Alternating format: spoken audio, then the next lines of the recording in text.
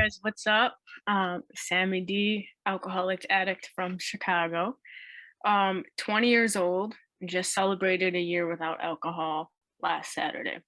And that is insane. It's incredible. To me, it's a miracle.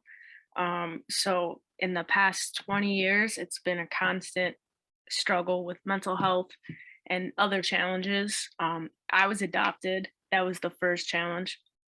So I was born to a young mom who shouldn't have been a mom and an absent dad in Bulgaria, which is not the best country. So I was placed in an orphanage, dealt with a lot of struggles there, a lot of developmental delays, was neglected for 2 years.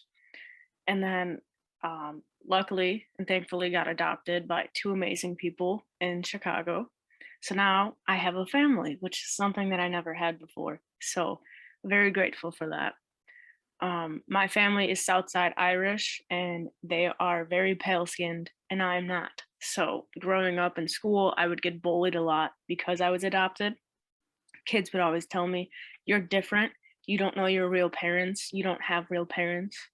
And they would make fun of me just because I was adopted and I was the only brown kid in an all white Catholic school with a learning disability. So, from the age of 12, the bullying got really badly, and that's when my depression got really bad. And then at 14, I had my first drink of alcohol, and from there, it was just a shit show.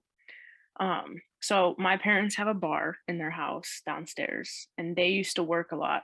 So I'd be home by myself sometimes. So I came home one day, decided to take a drink, and I was like, "This tastes like shit."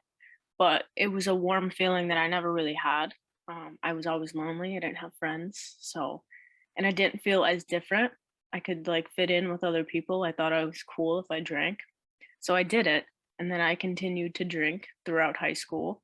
I was an athlete at the time too, so I was a chameleon, on the court during basketball. I'd pretend like I'm, this great kid who's innocent, goes to school, studies, plays sports.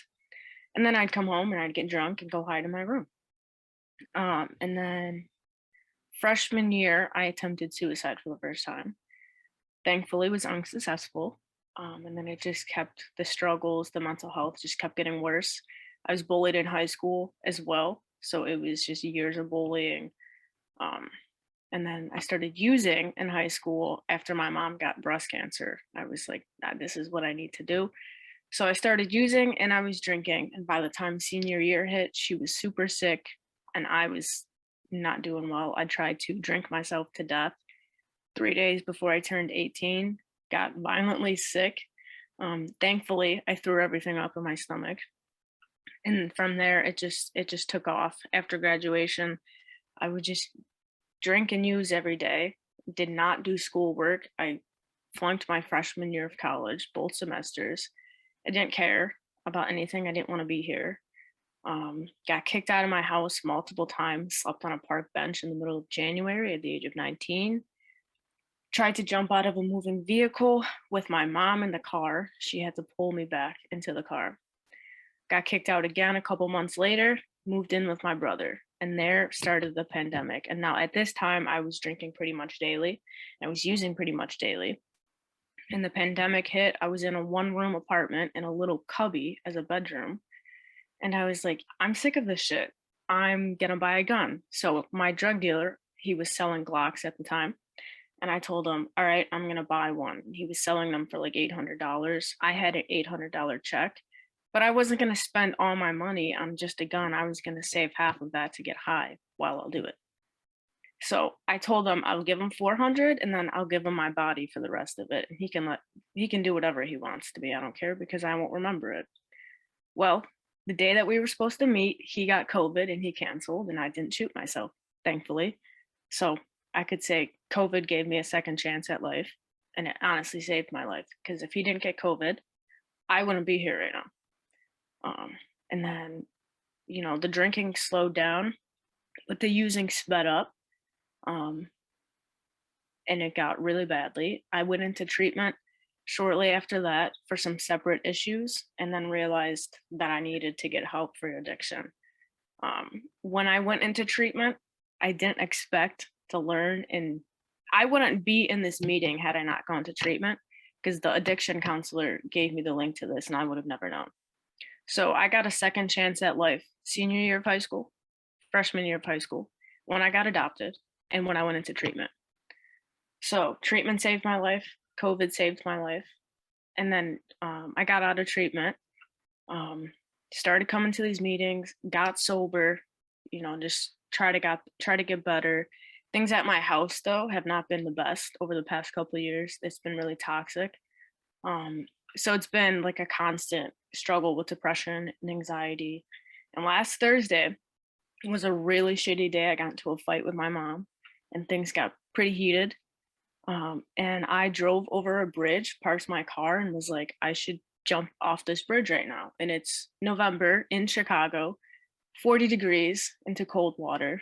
I was like seriously considering just taking my own life on Thursday. But something and someone, I believe it was my higher power, came over me and said, get back in your car, don't jump off the ledge, and just try to relax, try to calm down. So that's what I did. And then I went and played basketball later, which really helped because basketball is the best thing that's ever happened to me besides sobriety. So I got a second chance on Thursday. I my whole life has just been second chance, second chance, second chance. So with that being said, I'm gonna wrap things up a bit. No matter how hard life gets, guys, and no matter how shitty, there's 88 people in here. No matter how hard it gets for you guys, don't jump off that ledge. Don't take that drink because your life is worth more than the bottle of pills, the bottle of booze, or whatever the case it is. You can do so much in your sobriety, and I never realized that until I jumped out of a plane during sobriety. Like, to me, that's insane. I'm doing things now that I never thought I'd be able to do. Getting an associate's degree. That's crazy. I didn't think I'd get a college degree. Jumping out of an airplane. That's crazy. Getting a year without alcohol, that's crazy. That's the longest I've gone without alcohol since I was 14. I turned 20 in April, so 6 years. I'm doing so many more things in sobriety. I want to do so many more things in sobriety. Before, I didn't want to be here. Before, I didn't want those second chances. Now I do. There's things I need to do before I, check out. Getting my college degree, one of them. Helping other people, another one of them. Traveling, big time. Jumping out of more airplanes, hell yes. So you guys got this. I know you guys do. If I have a second chance, multiple second chances, then so do you guys. If I can do this at 20 years old, you guys can do it no matter what age you are, no matter what you're going through. I believe in you guys. Thank you guys for having me. I love you guys.